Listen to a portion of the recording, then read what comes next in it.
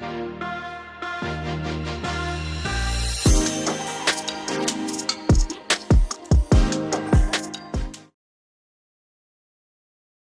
what's going on YouTube? And welcome back to Coffee Shop Chatter. I'm Mr. Controversy. So, as always, I always ask that you like, comment, and subscribe, especially if this is your first time here. It's free, doesn't cost you nothing. So, today we're going to watch, I'm kind of going to do a reaction slash review of PBD. He had his PBD broadcasts. He also has PBD Valuetainment. You know, they actually is a good content, especially the PBD podcast, if you already not subscribed to them. So he's kind of talking about how how our tax dollars as taxpayers are being wasted by our government. I also have my own input on as far as Social Security, but I will keep that to the end. So we're gonna go ahead and jump into this video.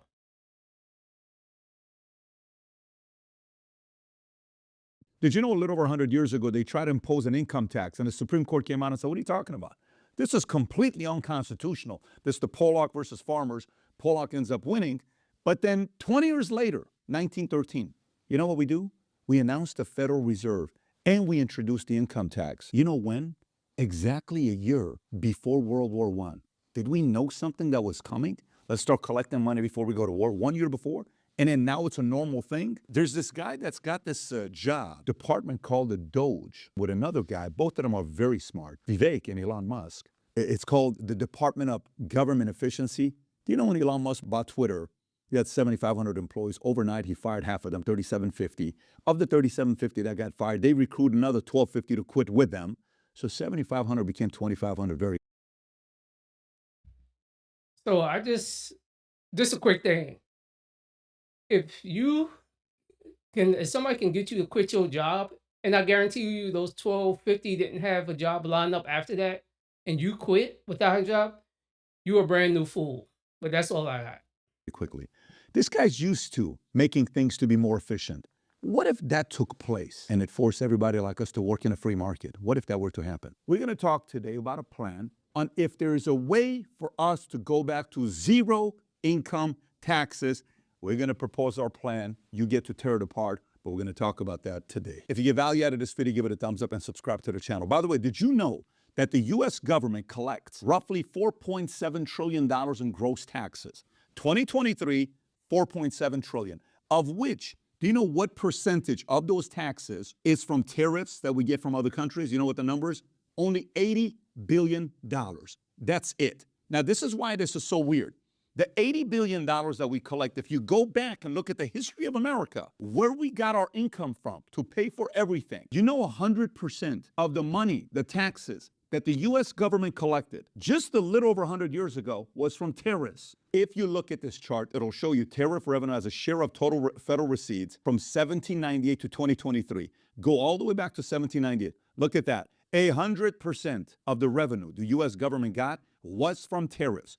And every time you see a drop off, you see that one right, 1812, it drops off to 45% because they wanted to collect taxes from you and I. That's because of War of 1812, another crisis, another war. But even if you go all the way up to 1910, 50% of the U.S. revenue came from what? Tariffs. The other 50% was from excise taxes. So let me simplify this for you. How much money comes in from importing goods and services, right, from other countries? The number is $3.83 trillion in 2023. Of which the average tariff we get is around 2%. 2% equals to $80 billion. $80 billion is what other countries are paying, okay? 80 billion divided by the $4.7 trillion that the U.S. government collects taxes from you and I. 80 billion divided by 4.7 trillion. That means 99.83% of all taxes that the government is running on, you and I pay for. The countries out there that are saying, here's 340 million rich Americans to come and sell your products to, these countries are saying, holy shit, America, this is the best deal ever. They're only paying 0.017%. What? And just 150 years ago, 100% of the federal spending was coming from who? Tariffs. Why do we stop doing that? I don't know. So what if we charge, instead of the 2% to get the 80 billion, What if we said moving forward across the board is 25%? That's $1 trillion per 25%. 50% is another $2 trillion in income. That's money. And I can bring it down for you and I that we're buying stuff here so we can go back down to 0% taxes when it once used to be unconstitutional. According to the Supreme Court, to tax you and I, it was unconstitutional. Now you see the concern and So I personally think the reason they cut back on the tariffs, I think our government, they getting kickbacks. Somewhere, somehow, money is they're getting money from somewhere, because you can't tell me how we had all these tariffs and we was bringing all this money, but then out the blue you just decides like, hey, we're going to lower what you pay in tariffs and we're going to tax our own citizens, which makes zero sense because we're the consumers. You're getting the tariffs, but then you're also paying taxes on the things in which you are purchasing. benefits of using tariffs. So this next chart is very important. Think about the amount of income the US government gets. Okay, think about GDP. Here's what our GDP is. What percentage of the GDP did the US government spend to exist? Okay? If you go back and look at this chart, the federal outlays as a share of GDP over time, in 1849, we only spent 2% of it. Whatever money came in, the government only spent 2% of it. Look at the number today. Today it's 37%. So if we got roughly, $27 trillion in GDP, 37% of the GDP, the federal outlay. Are you kidding me? No. That's a problem. We've gotten in the habit of just saying another program, another program, another program. It's okay, it's okay, it's okay. While we're in debt, how much money? No. We need to stop this. And there is a way to figure out what you pay zero in income taxes. If we make the government more responsible, the way they make you and I, they force you and I to be more responsible or else. But not them. They missed the audit, the Pentagon 7 years. No. But we know what we're doing. You didn't pay $600. God forbid, we're going to come after you. Big difference. Percentage-wise, where's this money going to? Some people are not going to be happy, but we have to have this conversation. So 24% of the budget is for health insurance, 21% Social Security, 13% defense, 8% economic security, 7% benefits for veterans and federal retirees, 10% is the debt, 5% is education, 2% transportation, natural resources, agriculture, 1%, science, medical research, law enforcement, international, another 3%, then all other is 5%. So some of this stuff we have to cut. Some of the stuff we have to get somebody else to pay for, and you'll see how. So in other words, if you look at health insurance, 2023 was 24%, $1.6 trillion. If you look at Social Security, 21%, $1.4 trillion. If you look at defense, $820 billion. This is a lot of money that's being spent just with those three. Just those three combined is 57%. So here's what's important to think about. When we funded wars, every time we funded wars, the government will come and say, hey, people, guys, we need some money. Can we get some money from you guys? And we put some tiers of taxes, between this income and this income, 1%, 2%, 3%, 4%, and it will go to 7%. Nothing crazy is where it would go to. Then we'd say, okay, once we pay off the debt from this war, we'll stop doing taxes again. Okay, fine. And Americans trusted it. Lincoln, hey, we need some money for Civil War. How long are you going to do this, Lincoln? It's going to be 10 years. Okay, cool, let's do it. 3% income over $800. Couple other things that they put in there. 10 years later, income taxes is gone. Why? Because we paid off the war, right? So next war. We kept going through this. And this is when in 1894, the Pollock versus the farmers, like, hey, do we want to put taxes on income? No. It's unconstitutional. Okay, great. You're right. It's in the Constitution. It's unconstitutional. Sorry we brought this up. 20 years later, hey, man, 16th Amendment. What's that? We want to be able to tax your income. Are you serious? Yes, but it's small. Yeah, it's really introducing a gradual income tax with rates of 1 to 7% for people making over $500,000 a year. All right, okay, maybe we'll do this a little bit again because maybe there's a war going on because it's World War I. Yes, but it's going to go away. Yeah, of course it's going to go away. No problem. All of a sudden, they didn't go away for 111 years. Now watch this. They looked at the World War I. They said, whoa. This time around, they weren't saying anything about it. Look at this stuff, the taxes. We need another war. If we have another war, what could happen? World War II takes place. Watch this. Go back to the chart, the outlay chart. What do you notice? 1930-39, 10% of GDP. But look at next year, World War II, 28%. And it stayed above that for God knows how long. And now at 37% and higher because we officially accepted that it's okay to pay income taxes. So now they're like, wait a minute, if we can tax these guys, let's just see how much more we can collect. All of a sudden, like, dude, this is great. Use it. In 1939, only 4 million people filed taxes. Total revenue, $900 million. In 1943, just 4 years later, 41 million people filed taxes. More than 10 times. How much revenue? 13 billion. 2 years later, 43 million people filed taxes. The government all of a sudden raised $45 billion. And they sat there and they said, this is brilliant. They're no longer bitching about it, guys. They have accepted the fact that this country got started fighting taxes. They forgot about their own history. Look at this. This is awesome. Let's keep taxing them. What a great program. What's another program we can come up with? Dude, how about we do payroll taxes? That's genius. Payroll? Yeah, payroll taxes. So you mean like their money is going to be taken out of their, before they get the check, they're paying payroll taxes? There's no way they're going to agree to that. Trust me, they will agree to it. There is no way. Dude, they're going to be okay with it. Do it. No joke. Yes. Alternative minimum tax, 1969. They'll be okay. At this point, they've accepted taxes. They'll be okay. Just put it on. Tag on more. Go ahead. Do more, do more, do more. Keep doing it. They're not going to complain about it. They're going to figure this thing out. By the time they do, they're going to be in so much debt that they're going to accept the fact that they have to keep paying taxes. And that's today. Okay, so back to the question. How do we get rid of income taxes where you pay 0% taxes? Let's talk tariffs first.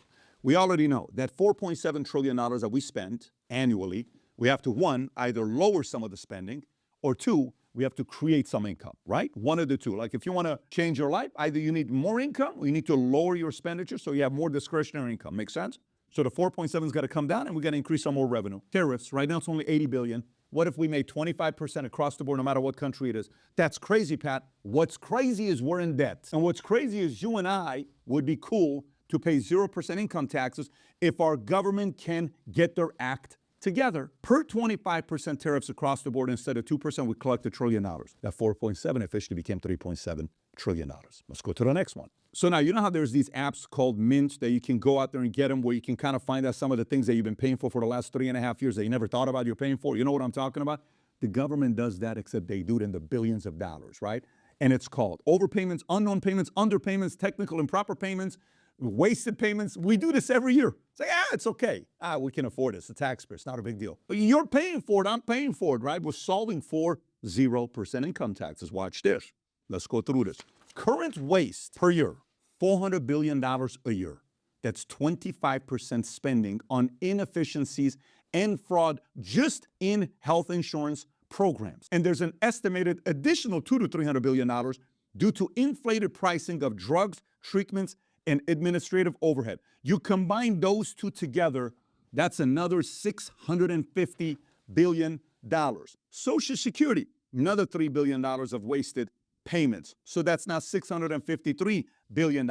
Defense, another $123 billion of procurement, inefficiencies, and fraud. Add another $123 billion there. So as you can see, we've been getting screwed for years. How? Like he said, no one complains. It's like someone take money from you and you're like, oh, it's only a couple of dollars. And then they do it again, oh, it's only a couple of dollars. But then they constantly do it, then they increase the percentage that you pay in your taxes because you decide like, hey, I want a better life for me and my family. You may get a second job. You may quit your current job where you're making, 40, 50,000, and now you're making 70, 80, but then you're paying more in taxes. And it makes no sense of how this government, how we get taxed, period. I'll tell you, I pay, I think 25%. Actually, I'm a little bit more. But last year I had to pay almost $7,000 in taxes after they already done, and I claim zero. I have zero. I don't claim nothing. But I still end up paying almost 7 grand at the when last year. So I can imagine what I'm going to pay this year. I guarantee it's going to be probably close to 8. But we waste money. And when you talk about the military wasting money, didn't they just the Pentagon lose billions of dollars that no one knows where the money went? We waste money in development because I actually worked in the development area for military equipment, mainly for electronic warfare equipment. We've wasted money. When I used to work in the same thing for field artillery, we had this. It was the uh, I cannot remember the NLOS. It was the NLOS system. It was electric. It was the electric cannon, pretty much, like the 155 Paladins that we have, but it was electric. 2-man crew. There is a warehouse full of those. We never use them. They built them. We paid for it. They did the research and development, and I'm telling you, the years that it take to do that, all the money it take that we paid them, and all those systems are sitting in the warehouse. We never use them. Never. Never seen war. Never been deployed. They've never been done. They just sitting all up in the warehouse. This is where we waste a lot of money in the military. A whole lot of million. You talking about billions of dollars just being wasted, but we pay for it. Then you have another price gouging in defense that could add another $50 to $100 billion per year. Let's say it's only $75 billion. That's $198 billion of wasted payments just for defense. Where are we at now? $851 billion. We just found another $1 trillion of wasted spending. Hello, that 4.7 with 25% tariff just went to 3.7. With this 850, went to 2.8, 2.9. Interesting. What else can we do? Let's continue. We got another one for you. In 2023, federal agencies alone made $236 billion in improper payments, okay? $175 billion was overpayments. That's 74% of it. Unknown payments, $45 billion. Underpayments, $11.5 billion. Technical improper payments, $4.6 billion. We just found another $236 billion. I think we're now at around 2.6, 2.5 trillion. Not bad. All right, this next one's going to be a little bit weird, so we have to negotiate in a creative way. Do you know how many personnel, U.S. military personnel we have around the world? It's roughly 168,571. So let's say 170,000, right? Of which country think has the most? Japan. In Japan, we have 53,246 personnel there, okay? Germany's got 35K. South Korea's got 24K. Italy's got 12. And United Kingdom's got 10,000. Now, why are we there? We're there partially because these countries want us to be there to feel protected and safe. Japan, protected from who? China.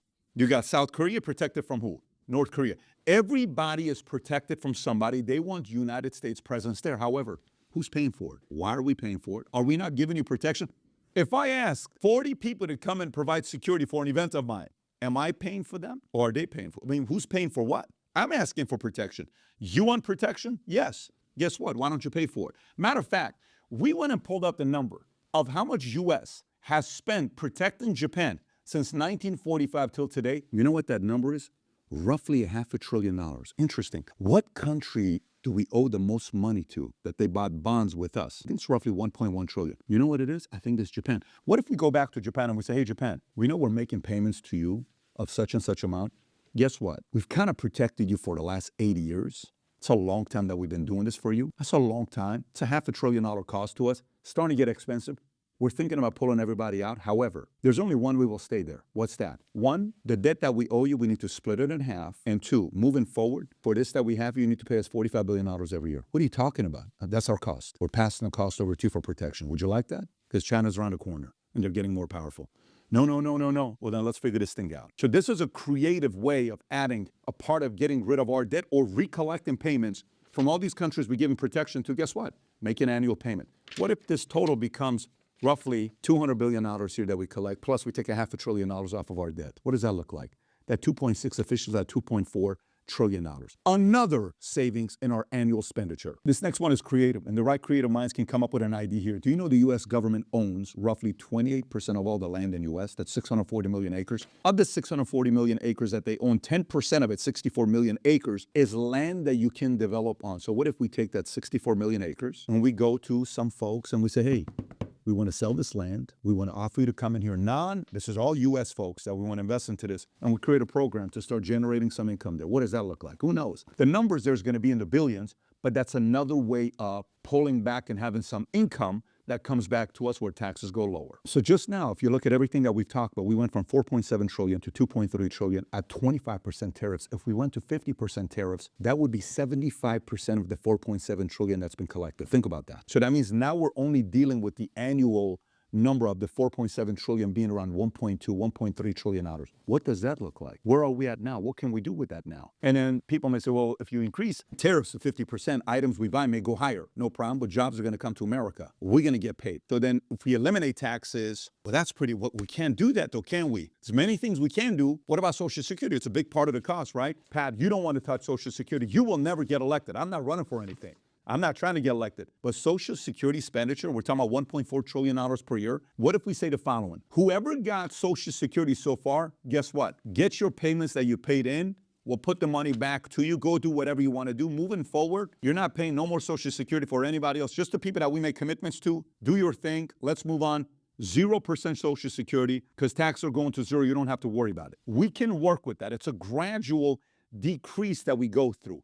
Gradual decrease that we go through. And we get to a point that we create a crime if you keep causing wars. You want to keep causing war? Hey, man, listen, knock it off. We're seeing how much debt we're going into, destroying average families. When you look at single-family household incomes, back in the days, one person worked, wife stayed home with the family and kids. We were having more kids. We're having fewer kids.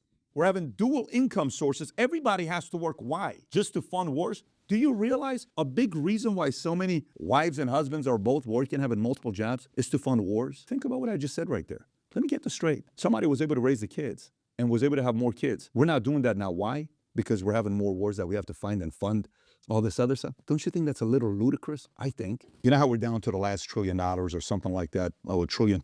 You know, right now we have roughly 20 million employees working for state and federal. Think about it. 20 million, if we took an average salary of $75,000, because you know, DC, those guys get paid a lot of money, but let's just say $75,000. 20 million times $75,000 is roughly $1.5 trillion.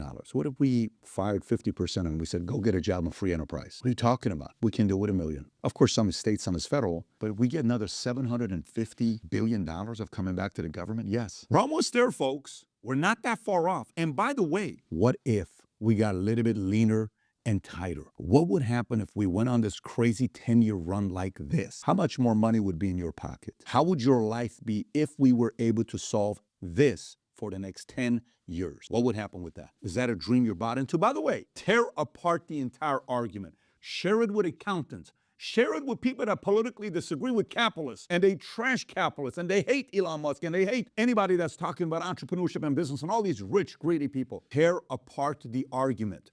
Would you like your taxes to be lower? Is your solution just to tax the rich? Because it ain't working. 50%, the bottom 50% of taxpayers only pay 3% of taxes. Let me say that to you one more time. The bottom 50% only pay 3%. The top 3% pay 50%. Think about what we're thinking about, numbers, give or take. The rich are paying plenty of taxes. This is about getting back to this so you and your family can become financially free one day. Because the way we're going right now, it ain't looking too good. If you got value out of this video, give it a thumbs up and subscribe to the channel. And if you enjoyed the video, there's another video to watch. The history of tax. So there you have it. I want to know what people think. So I looked up just basically what as far as Social Security. So it says the money collected from Social Security taxes go into the Social Security Trust Fund, not into personal accounts for individual taxpayers. The government has always repaid Social Security with interest. So what David said, PBD was saying, I agree. This is what should happen. Those of us who already paid into Social Security and if you're not already retired, where you're not collecting your benefits, all that money should be automatically refunded to you. Refunded to everybody. Those who are already that's on it and that paid into it, you just keep paying them. That's what I think should happen. The government should not be pretty much acting like people's parents and saying, "Oh, well, we don't think you're capable of planning for your own future, so we're gonna do it for us for you." No, we're gonna do it for you.